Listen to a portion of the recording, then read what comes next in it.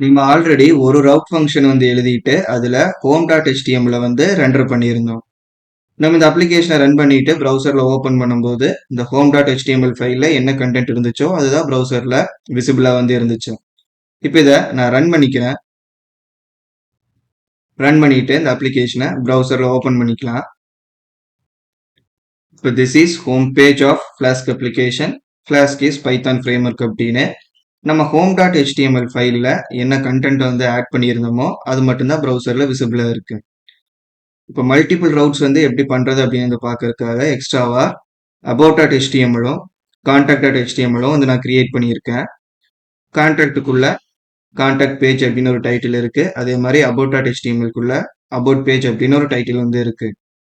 இப்போ இதுக்கான ஃபங்க்ஷன்ஸ் எழுதிட்டு நம்ம ஃபிளாஸ்க் அப்ளிகேஷன் மூலயமா இந்த ஃபைலையும் வந்து நம்ம ரெண்டர் வந்து பண்ணிக்கலாம். ஸோ app.py வந்து எடுத்துக்கிறேன். இந்த டெர்மினல்ல மினிமைஸ் வந்து பண்ணிக்கலாம். ஸோ இந்த ஃபங்க்ஷன் இப்போ நான் காப்பி பண்ணிக்கிறேன். காப்பி பண்ணிட்டு இங்க ஹோமுக்கு பதிலா அபவுட் டாட் HTMLன்னு நான் ஃபைலோட நேம் வந்து சேஞ்ச் பண்ணிக்கிறேன். ஸோ இப்போ ப்ரௌசர் வந்துட்டு ரெஃப்ரெஷ் வந்து பண்ணுவோம். தி சைட் கேன் பி ரீச் அப்படின்னு வந்து நமக்கு எரர் மெசேஜ் வந்து வந்திருக்கு. டெர்மினலை வந்து ஓப்பன் பண்ணி பார்க்கலாம். ஸோ இங்க பார்க்கும்போது என்ன வருதுன்னா அசர்ஷன் எரர் அப்படின்னு வந்து வருது. View function mapping is over writing and existing N point function home page அப்படின்னு வந்து வருது. இப்போ என்னதான் வந்து நம்ம ரெண்டு ஃபங்க்ஷன் எழுதி வேற வேற HTML ஃபைலை வந்து நம்ம ரெண்டர் பண்ணாலும் ரெண்டுக்குமான ரவுட் பாத் அப்படிங்கிறது ஸ்லாஷ் தான் இருக்கு அண்ட் ரெண்டுக்குமே சேம் ஃபங்க்ஷன் நேம் தான் வந்து இருக்கு. இப்ப இந்த ஃபங்க்ஷன் நேம் வந்து அபவுட் பேஜ்னு மாத்திக்கலாம். சர்வர் வந்து கம்ப்ளீட்டா ஆஃப் ஆனதுனால நான் மறுபடியும் ஃப்ரெஷ்ஷா ரன் பண்ணிக்கிறேன். இப்ப ப்ரௌசர் வந்துட்டு ரெஃப்ரெஷ் வந்து பண்ணுவோம். இப்ப this is home page of flask application அப்படின்னு ஹோம் டாட் HTML ஃபைல் என்ன கண்டென்ட் இருக்கோ அதுதான் வந்து தெரியுது. அபவுட் பேஜ்க்கான கண்டென்ட் வந்து தெரியல. இப்போ இன்னொரு ஃபங்க்ஷன் கிரியேட் பண்ணிட்டு கான்டாக்டையும் வந்து நம்ம லிங்க் பண்ணிக்குவோம். ஸோ இங்க கான்டாக்ட் பேஜ் அப்படின்னு வந்து மாத்திக்கிறேன். கான்டாக்ட் பேஜ் அப்படின்னு அந்த ஃபங்க்ஷனை மாத்திக்கிட்டேன். இங்க கான்டாக்ட் டாட் HTML அப்படின்னு வந்து மாத்திக்குவோம். ஸோ சர்வர் வந்து ரன் பண்ணிடுறேன். அண்ட் நம்ம இந்த செட்டப் வந்து பண்ணா சர்வர் நம்ம பண்ற ஒவ்வொரு சேஞ்சுக்கும் ஆட்டோமேட்டிக்கா ரன் ஆயிரும் அப்படின்னு தான் வந்து நம்ம பார்த்துருந்தோம். பட் இப்ப பார்க்கும்போது சர்வர் வந்து அது கம்ப்ளீட்டா ஆஃப் ஆயிருது. நம்ம திரும்ப ரன் பண்ண வேண்டியது வந்து இருக்கு. சில எரர்ஸ்க்கு வந்து சர்வர் வந்து என்னதான் வந்து நம்ம ஆட்டோமேட்டிக்கா ரன் ஆகுற மாதிரி டீபக் மோட் வந்து ட்ரூ கொடுத்துருந்தாலும் சர்வர் ஆஃப் ஆயிரும். ஸோ அந்த பர்டிகுலர் எரர் வரும்போது மட்டும். மற்ற எரர்ஸ்க்கு நீங்க பண்ற டைப்பிங் மிஸ்டேக்ஸ்க்கெல்லாம் சர்வர் ஆட்டோமேட்டிக்கா ரீரன் ஆகிட்டே தான் வந்திருக்கு. எரரை ஷோ பண்ணும். சில எரருக்கு மட்டும் கம்ப்ளீட்டா ஆஃப் ஆயிரும். ஸோ இப்போ ப்ரௌசர் வந்துட்டு ரெஃப்ரெஷ் வந்து பண்ணுவோம். இப்போவும் ஹோம் டாட் HTML இருக்கிற கண்டென்ட் மட்டும்தான் ஷோ ஆகுது. அப்போ இந்த இடத்துல என்ன ப்ராப்ளம் ஆகுதுன்னா இப்போ நம்ம எத்தனை ஃபங்க்ஷன்ஸ் வந்து டிஃப்ரெண்ட்டாக கிரியேட் பண்ணாலும் சரி அதில் வேற வேற HTML வந்து நம்ம ரெண்டர் பண்ணாலும் சரி அந்த ரவுட் பாத் அப்படிங்கிறது அதுக்கு சேமா இருக்கக்கூடாது. அப்படி சேமா இருந்துச்சு அப்படின்னா ஃபர்ஸ்ட் அதுக்கு என்ன ஃபைல் வந்து அலோகேட் ஆகுதோ அந்த HTML ஃபைல் இருக்கிற கண்டென்ட் மட்டும்தான் ப்ரௌசர்ல அவைலபிளா இருக்கும். அப்போ நம்ம என்ன பண்ணணும்னா ஒவ்வொரு HTML ஃபைலை நம்ம ரெண்டர் பண்ணணும்னா அதுக்குன்னு செப்பரேட்டா ரவுட்டிங் செட் பண்ணும்போது பாத் நேமும் வந்து நம்ம மாத்தி இருக்கணும். அந்த ஃபங்க்ஷனோட நேமும் வந்து நம்ம மாத்தி இருக்கணும். ஃபங்க்ஷன் நேமை ஆல்ரெடி மாத்திட்டோம். இப்போ பாத் நேமை வந்து மாத்துறேன். இந்த இடத்துல ஸ்லாஷ்க்கு அப்புறம் அபவுட் அப்படின்னு வந்து கொடுக்குறேன். அதே மாதிரி கான்டாக்ட் பேஜுக்கு ஸ்லாஷ்க்கு அப்புறம் கான்டாக்ட் அப்படின்னு வந்து கொடுக்குறேன். அப்போ எம்டி ரவுட்டுக்கு ஹோம் பேஜ் வந்து நம்ம லிங்க் பண்ணியிருக்கோம். அதே எம்டி ரவுட்டுக்கு ஸ்லாஷ் கொடுத்துட்டு அபவுட்னு கொடுத்தா அபவுட் பேஜ் வந்து விசிபிளா இருக்கணும். அதே மாதிரி ஸ்லாஷ்க்கு அப்புறம் கான்டாக்ட் கொடுத்தோம்னா கான்டாக்ட் பேஜ் வந்து நமக்கு விசிபிளா இருக்கணும். இப்போ சர்வர் ஆக்டிவேட்ல இருக்கான்னு செக் பண்ணிக்குவோம். ஸோ சர்வர் வந்து ஆக்டிவா தான் இருக்கு. இதை மினிமைஸ் பண்ணிக்கிறேன்.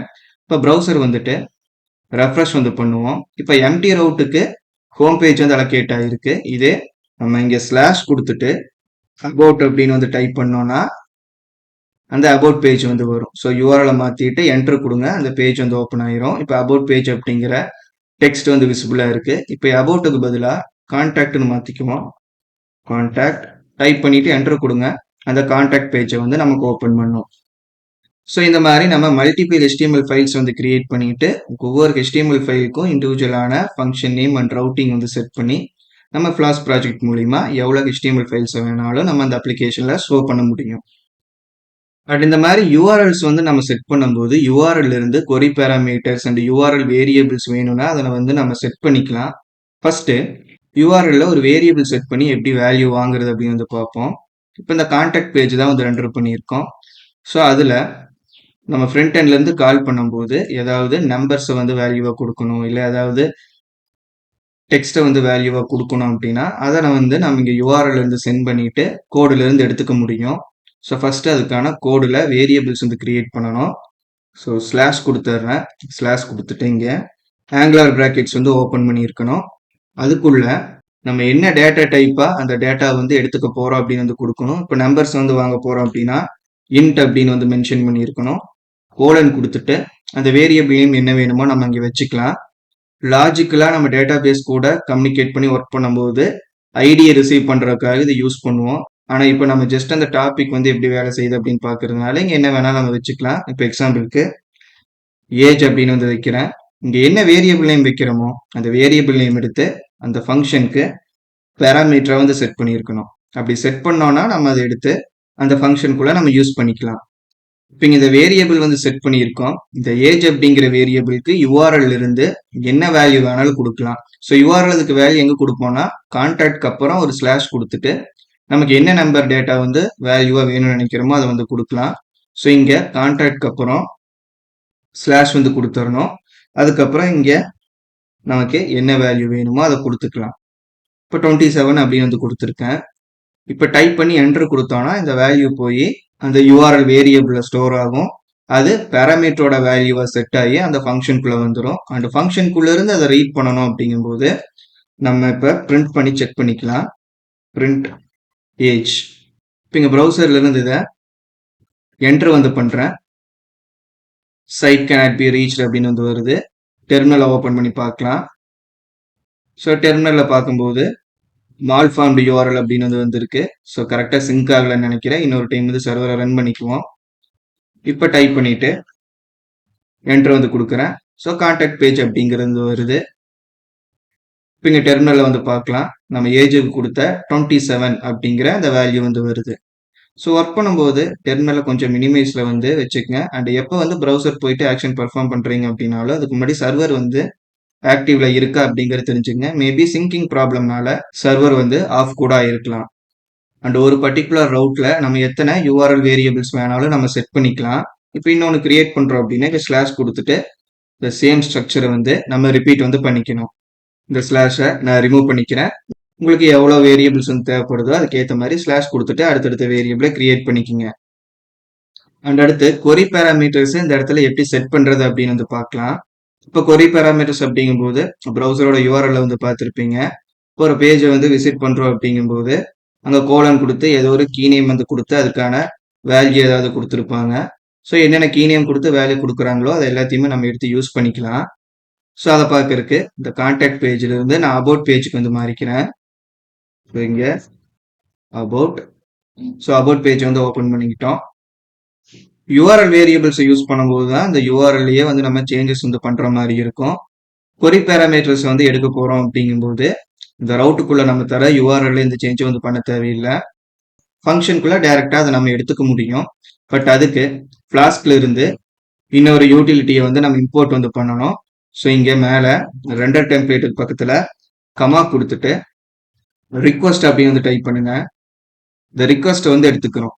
இப்போ ஃப்ரண்ட் எண்ட்ல இருந்து பேக் எண்டுக்கு வர எல்லாத்தையுமே வந்து ரிக்வஸ்ட் அப்படின்னு தான் வந்து சொல்லுவோம்.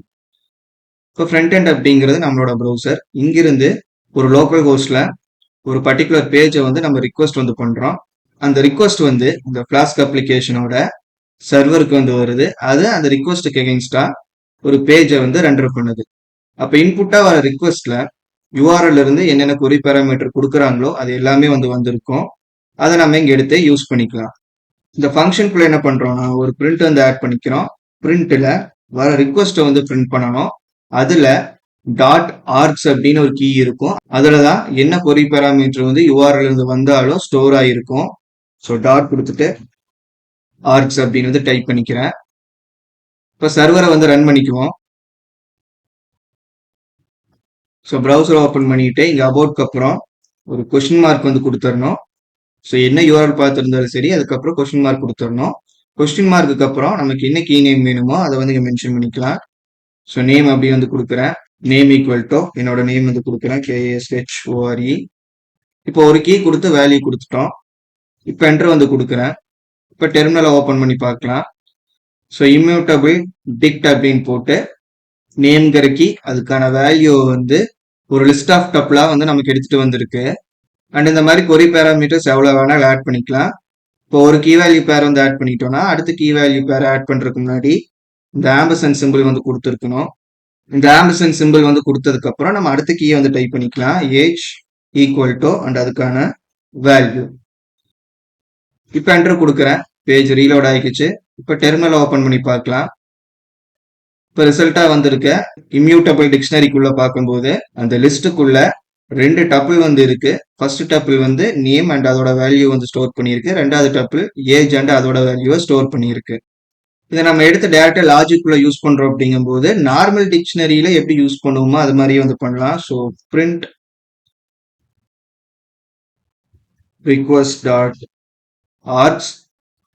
ஒரு டிக்ஷனரிக்குள்ள இருந்து ஒரு கீ வேல்யூ பேர் எடுக்கணும் அப்படின்னா அந்த டிக்ஷனரியோட நேமை மென்ஷன் பண்ணதுக்கு அப்புறம் ஸ்கொயர் பிராக்கெட் கொடுத்து கொட்டேஷன்ல நமக்கு என்ன கீ நேம் வேணுமோ அதை வந்து நம்ம மென்ஷன் பண்ணுவோம். இந்த மாதிரி மென்ஷன் பண்ணியும் நம்ம அந்த டேட்டாவை எடுத்துக்க முடியும். இல்லைனா அந்த வேரியபிள் நேமுக்கு அப்புறம் டாட் கொடுத்து கெட் அப்படிங்கிற பில்டிங் ஃபங்க்ஷனையும் கால் பண்ணலாம். கெட்டோட பிராக்கெட்ஸ்குள்ள கொட்டேஷன் கொடுத்து என்ன கீ நேம் வேணுமோ அந்த கீ நேமை மென்ஷன் பண்ணலாம். ஸோ சர்வரை ரன் பண்ணிக்குவோம். இப்போ ப்ரௌசர்ல இருந்து இந்த பேஜை ரீலோட் வந்து பண்றேன். இப்போ டெர்மினல் வந்து பார்க்கலாம். இதை கொஞ்சம் பெருசு பண்ணிக்கிறேன். ஸோ கம்ப்ளீட்டா இந்த ரிக்வஸ்ட் டாட் ஆர்க்ஸும் பிரிண்ட் ஆயிருக்கு.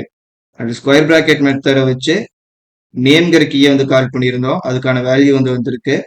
கெட் மெத்தடை வச்சு ஏஜுங்கிற கீயை கால் பண்ணியிருந்தோம், அதுக்கான வேல்யூவும் வந்து வந்திருக்கு. ஸோ இந்த மாதிரி நம்ம கிளாஸ் ப்ராஜெக்ட்ல இருந்து மல்டிபிள் HTML-க்காக தனித்தனியா ரவுட்ஸ் வந்து செட் பண்ணிக்கலாம். அண்ட் அந்த ரவுட்ஸ்ல நமக்கு URL வேரியபிள்ஸ் வேணாலும் யூஸ் பண்ணிக்கலாம், கொரி பேராமீட்டர்ஸ் வேணாலும் நம்ம அதை செட் பண்ணிக்க முடியும். இந்த வீடியோ அவ்வளோதான். இந்த வீடியோ உங்களுக்கு யூஸ்ஃபுல்லா இருந்தால் லைக் பண்ணுங்க. உங்களுக்கு ஏதாவது டவுட்ஸ் இருந்துச்சு அப்படின்னா கமெண்ட்ஸ்ல சொல்லுங்க. ஃபிளாஸ்க்கை கம்ப்ளீட்டா கத்துக்கணும் அப்படின்னு நினைச்சீங்கன்னா மறக்காம நம்ம சேனலுக்கு சப்ஸ்கிரைப் பண்ணிட்டு ஃபிளாஸ்க் பிளேலிஸ்ட்டை கம்ப்ளீட்டா பாருங்க. தேங்க்ஸ் ஃபார் வாட்சிங்.